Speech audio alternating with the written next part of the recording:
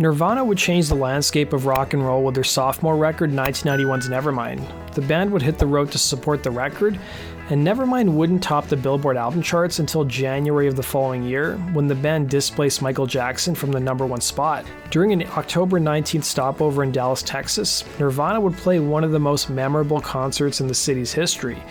But it wouldn't be for the reasons you'd think. That's what we're going to explore in today's video.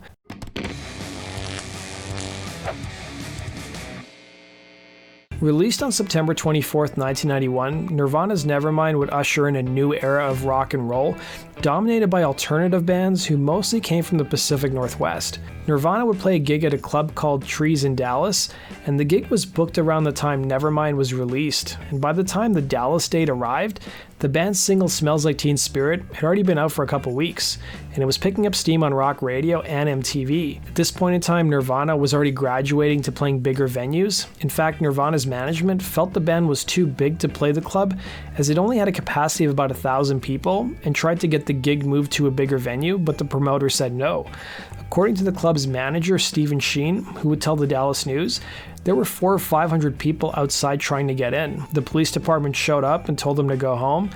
While Brad Featherstone, who shot the concert with his VHS camera, told the same publication, people were very excited and that feeling was in the air. According to the newly released punk documentary Everything Is A-OK, the promoter would claim he knew things were going to go sideways even before the gig started. The people at the label had laid out Nevermind posters at the venue when the band arrived, and they wanted the members to sign them.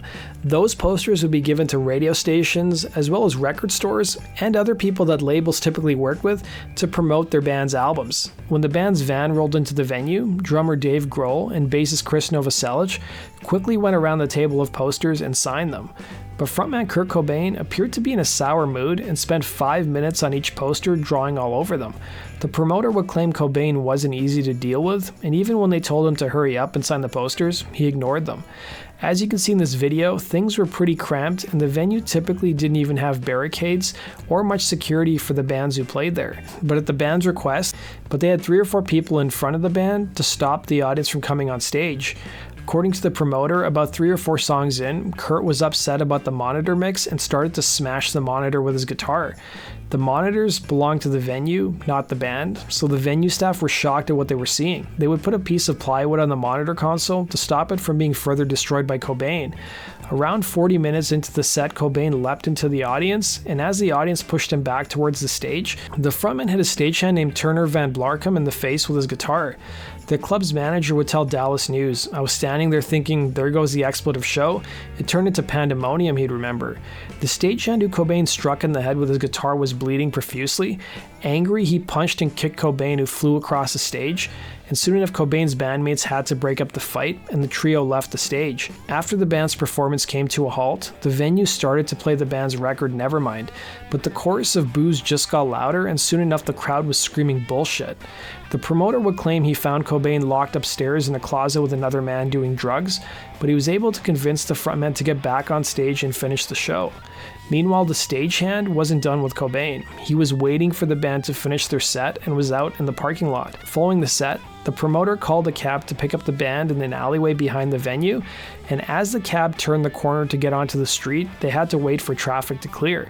Standing there was a stagehand, Van Blarcom, who chased after them and broke one of the cab's windows and tried to grab Cobain, but the vehicle quickly sped away.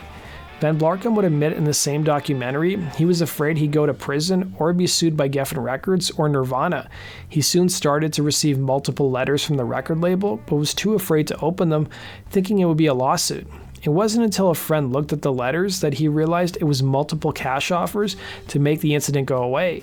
Featherstone, the man who filmed the concert, would be tracked down by a private investigator who was hired by the band, and Nirvana would buy his bootleg of the concert. Footage from that Dallas show would appear on Nirvana's 1994 release, Live Tonight, Sold Out, in addition to the music video for the song You Know You're Right. Due to the notoriety of the show, Sheen would tell the Dallas News, "For all the people that were there, there's about 5,000 others who claim they were there."